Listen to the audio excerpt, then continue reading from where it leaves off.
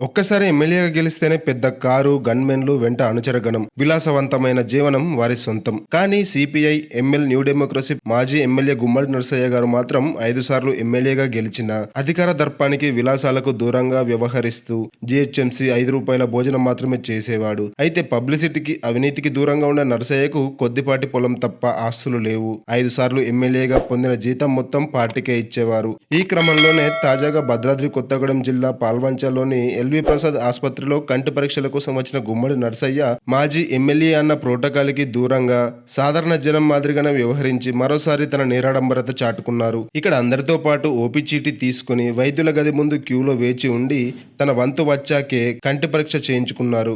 అయితే గుమ్మడి నరసయ్య ఔన్నత్యాన్ని చూసి పలువురు అభినందించారు. గుమ్మడి నరసయ్య ఉమ్మడి ఖమ్మం జిల్లా ఇల్లందు నియోజకవర్గం నుంచి 1983, 85, 89, 99 మరియు 2004లో 5 సార్లు ఎమ్మెల్యేగా పనిచేశారు.